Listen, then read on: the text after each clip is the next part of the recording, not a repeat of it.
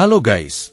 Oke, hari ini Mimin semangat sekali, karena banyak yang support dengan berkomentar di setiap video Mimin, terutama kepada Zatun88, Riomi 7244, Nopenop 4947, Voids 00, Adi LJ2GW, Merjoker 7491, Alvarez Excel 5650, Iqbal Langsa 4668, Rochki Tambunan 9612, Huin Herein 2077, Inga F7Z, Ente Kadang-Kadang 9578, Mau 1945, Aarfah Putra 5719, Nian 2077, Rian Naruto 5380, Bagaskara 5657, Jolkol 3087. Oh iya, mungkin jika sudah 500 subscriber, Mimin akan adakan giveaway yak, jadi stay tune. Masih tetap sama, Mimin akan melanjutkan manhwa tentang kembalinya sang villain terkuat. Tanpa berlama-lama, mari kita mulai ceritanya. Saat ini, para demon di tempat itu nyaris tidak percaya melihat salah satu saudara mereka mati dengan mudah. Lalu, Chusyu mengatakan pada saudari Junior Chen bahwa para demon kecil sisanya dia serahkan pada gadis itu dan timnya. Dengan kemampuan mereka, mengalahkan para demon level rendah itu harusnya bukan sebuah masalah. Saudari Chen paham permintaan Chusyu, tapi sebelum itu, mereka meminta sang senior untuk mendetoksifikasi mereka lebih dulu. Chu pun melemparkan obat kecil berisi penawar, karena dia tidak pernah mengingkari janjinya. Setelah itu, dengan santainya, Chusyu pergi mengendarai kapalnya sambil melambaikan tangan kepada semua orang dan berharap mereka semua beruntung.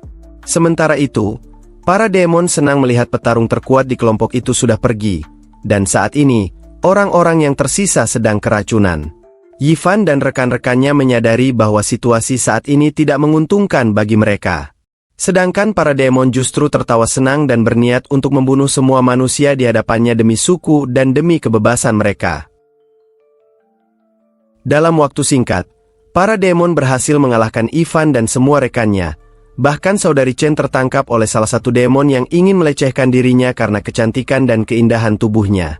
Sementara itu, saat ini, Chusyu sedang terbang menggunakan kapalnya menuju ke sisi lain gunung. Dia ingat, Soul Infant Demon Fruit masih membutuhkan 2 hari lagi untuk matang. Apa yang harus dia lakukan selama 2 hari ini? Dia memutuskan untuk pergi ke salah satu gua yang ada di luar Melting Cave. Dia menduga gua itu adalah tempat harta karun dari seorang kuasi demon Emperor. Rupanya, Tuan Muda Yifan juga menuju tempat itu. Chusyu mengakui dia memiliki keberuntungan protagonis saat bersama dengan sang Tuan Muda yang sangat luar biasa itu. Tapi justru Tuan Muda Yifan yang memiliki nasib buruk karena bertemu dengan Chusyu.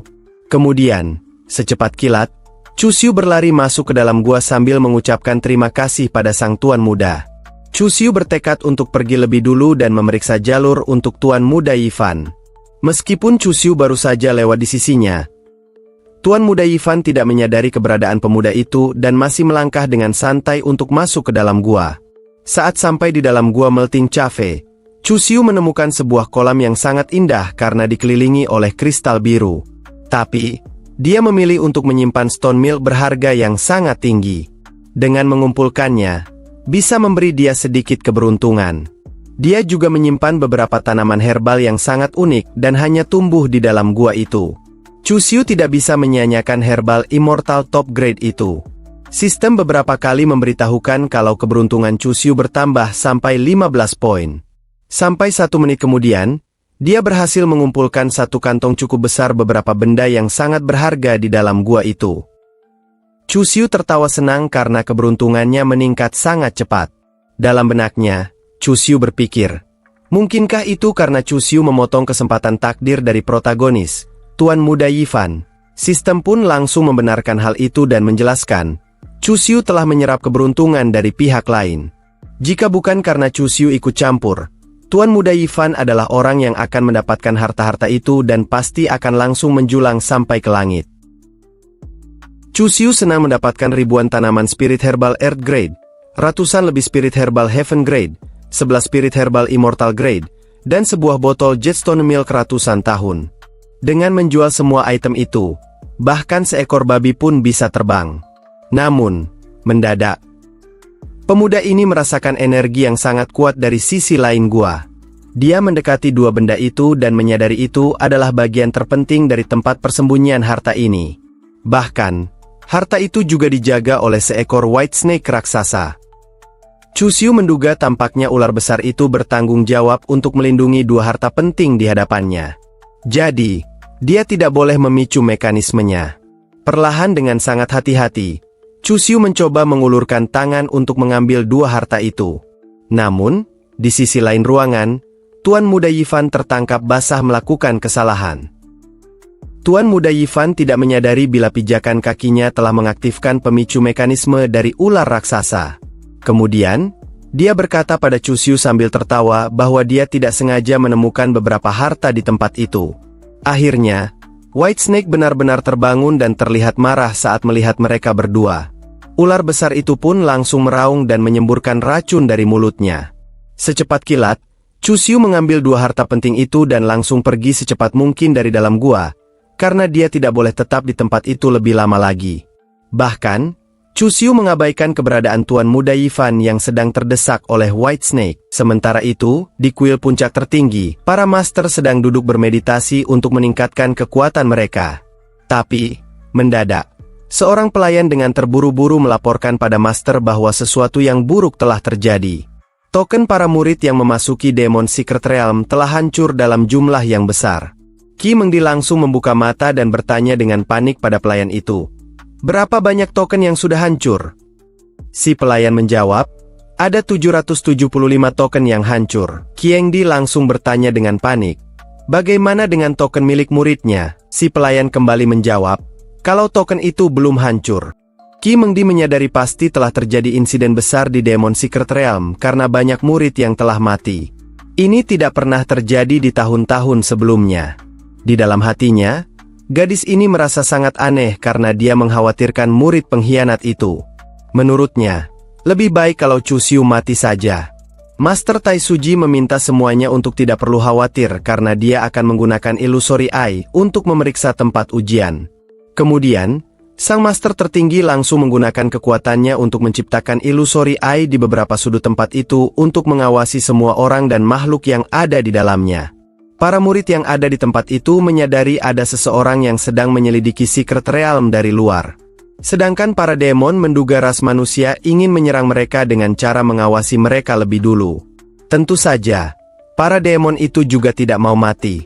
Sementara itu, di markas utama dari ras demon, sang pemimpin tertinggi meminta seluruh rasnya untuk tidak perlu khawatir, karena tak akan ada seorang pun yang bisa menyerang mereka melewati Demon Secret Realm, bahkan untuk seorang king sekalipun. Dia tahu kalau ras manusia hanya bisa melihat mereka dari luar dan manusia tidak bisa melakukan apapun. Kalau para manusia di luar ingin melihat jalannya kejadian di Demon Realm, maka sang Raja Demon menyuruh semua pasukannya untuk membantai ras manusia habis-habisan. Seketika, ratusan demon di bawah perintah sang raja bersorak senang untuk menyerang para manusia. Mereka melakukan ini demi bisa meninggalkan realm itu dan demi mendapat kebebasan mereka kembali. Tapi mendadak, Precious Mirror yang ada di tangan sang pemimpin demon bersinar, menandakan kalau benda itu benar-benar bisa merasakan sesuatu. Makhluk itu tak tahu, sebagian dari cermin legendaris itu pasti telah muncul. Raja Demon itu sangat senang karena jika dia mendapatkan setengah dari cermin itu dan mampu menyatukan keduanya, maka dia bisa menerobos ke alam istana Dao. Sementara itu, di alun-alun Taisu, orang-orang yang ada di tempat itu melihat klan demon benar-benar memberontak. Mereka penasaran bagaimana demon besar sudah mencapai puncak Bardo Realm. Master Meng berkata di bawah mahkota Holy Lord, haruskah mereka mulai mengaktifkan portal teleportasi di Secret Realm untuk membiarkan para murid kembali lebih awal? Master Tai Suji menduga Master Meng bertanya seperti itu karena mengkhawatirkan muridnya. Master Meng mengelak dianggap mengkhawatirkan Chu Xiu dan beralasan hanya mengkhawatirkan murid yang lain. Kemudian, Master Suci meminta Master Meng untuk tidak perlu khawatir karena dia sudah membuat pengaturan. Paling lama, 2 hari portal teleportasi akan terhubung ke jalan pintas dari Secret Realm. Kalau mereka tidak mampu bertahan hanya untuk 2 hari, maka itu akan sangat mengecewakan. Master Meng penasaran di mana murid pengkhianat itu, tapi menurutnya akan bagus kalau dia ditelan oleh Demonic Beast saja. Sementara itu, Di dalam Demonic Realm, salah seorang murid wanita bernama Surusiu terlihat sangat kerepotan saat berlari sambil menggendong seseorang di punggungnya. Di belakang gadis itu, beberapa demonik sedang mengejarnya dengan tergesa-gesa. Chusiu melihat pemandangan itu dari atas pohon dan berpikir kalau dia membiarkan seseorang mati tanpa menyelamatkan mereka di bawah pengawasan Heavenly Eye, maka rencananya sebagai Holy Son jelas akan berantakan. Jadi, pemuda itu segera mengambil pedangnya dan menganggap kalau gadis itu sedang beruntung. Chusiu kemudian melompat dari atas pohon dan langsung berdiri untuk melindungi Surusiu. Chusiu mengatakan kepada adik juniornya itu bahwa dia akan membantu menyelesaikan bahaya yang mengintainya ini. Surusiu tahu sosok di hadapannya adalah Chusiu yang dikabarkan telah mencapai bagian atas Taisu Divine Power, tapi dia hanya mencapai puncak dari Will's Realm, sedangkan yang terlemah di antara klan demon di belakangnya berada di tahap Divine Bridge Realm. Menurut gadis itu, Chusiu tidak akan bisa mengalahkan sekelompok demon sekuat itu. Pergi ke sana hanya akan membuat Chusiu mati.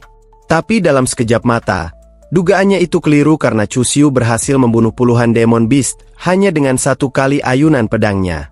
Surusiu menyadari kalau kakak seniornya itu ternyata memiliki kekuatan tempur yang sangat kuat. Bahkan, kalau mereka bilang Chusiu adalah reinkarnasi dari Dionard, sekarang ini Surusiu menganggap itu tidak berlebihan. Chusiu kemudian menghampiri adik juniornya itu dan bertanya apakah dia tidak apa-apa, dengan wajah yang masih terkagum-kagum. Surusiu mengucapkan terima kasih pada seniornya karena telah menyelamatkan mereka. Gadis itu sangat bersyukur atas bantuan dari Chusiu. Lalu, sang senior memberinya jamur herbal yang dapat digunakan sebagai obat untuk menyembuhkan Surusiu. Tapi, Surusiu dengan enggan menerima herbal itu karena obat itu terlalu berharga, sehingga sang senior tidak bisa memberikan benda itu begitu saja. Chusiu menjelaskan tidak perlu bersikap sesopan itu.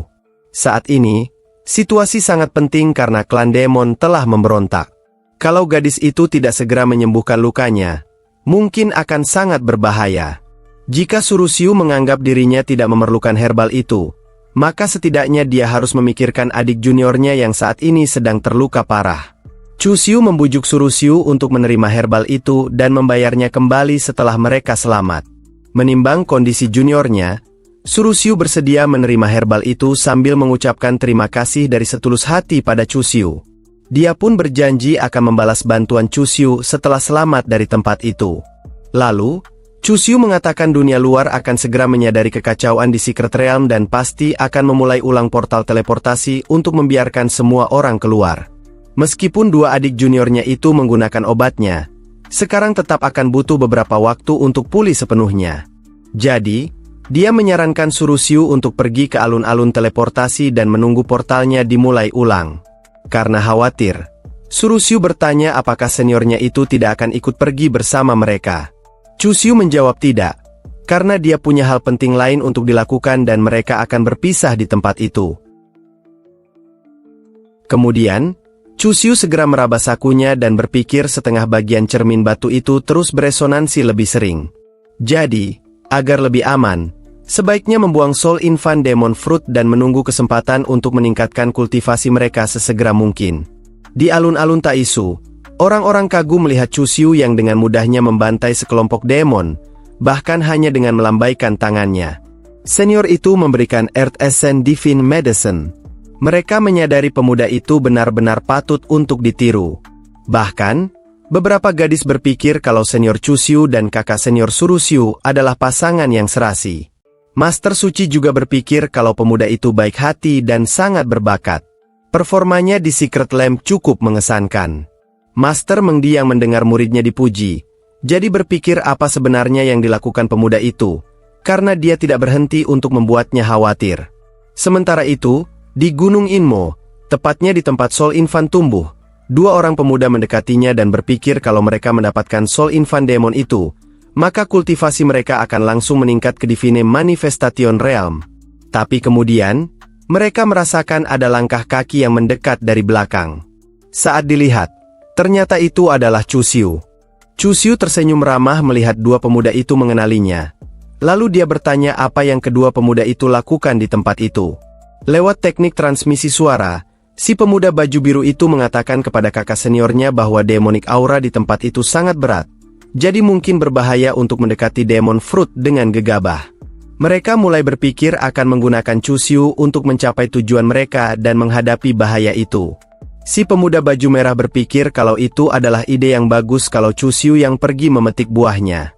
Mereka akan membaginya dengan adil di antara mereka berdua saja, karena menurut mereka, jelas Chusyu tidak akan menang dalam pertempuran 2 lawan 1. Kemudian, setelah sepakat, si pemuda baju biru langsung mengatakan pada Chusyu bahwa Chusyu pasti juga menyadari kekuatan Soul Infant Demon Fruit. Buah itu sangat berharga dan bernilai sangat tinggi. Jika Chusyu mau pergi mengambilnya, maka mereka bisa membagi buah itu menjadi 3. Tapi dengan cepat, Chusyu menjawab tidak mungkin. Kedua pemuda di hadapannya jelas langsung marah mendengar jawaban dari Chusyu. Mereka mengatakan agar Chusyu tidak membantah hingga membuat mereka memaksanya. Mereka juga menyuruh Chusyu untuk mematuhi ucapan mereka saja, karena mereka akan mengampuni hidup Chusyu. Karena tidak sabar, sang junior malah meminta kakak seniornya yang memakai baju merah untuk tidak buang waktu berbicara dengan Chusyu. Mereka bisa menggunakan formasi Tristar Force Symbol untuk menjebaknya dulu. Setelah itu, dia tidak mungkin berani menentang mereka berdua. Benar saja, kedua pria seperguruan itu langsung menyerang Chusyu sambil berkata bahwa Chusyu hanya setingkat Will's Realm biasa, jadi Chusyu tidak mungkin bisa menang melawan mereka berdua. Kedua pemuda itu dengan penuh percaya diri menyerang Chusyu yang sudah terperangkap oleh formasi mereka. Tapi, yang tidak mereka duga, Chusyu bisa membatalkan formasi itu, mengambil pedangnya, dan langsung menghabisi si pria baju merah hanya dengan sekali serangan. Lalu, secepat kilat, dia bergerak untuk menghunuskan pedangnya kepada si pemuda baju biru sambil berkata bahwa ada kehidupan selanjutnya. Maka pemuda baju biru itu tidak boleh lagi menjadi penjahat yang munafik. Setelah kedua pemuda itu mati, jiwa mereka langsung dihisap oleh Demon Fruit. Dan inilah akhir dari part 7 dari manhwa yang berjudul Kembalinya Sang Villain Terkuat. Jika kalian suka dengan ceritanya, silakan berkomentar di bawah. Jangan lupa untuk terus membantu channel ini berkembang dengan menekan tombol subscribe, like, dan share ke teman kalian. Terima kasih sudah menonton. Sampai jumpa di video selanjutnya.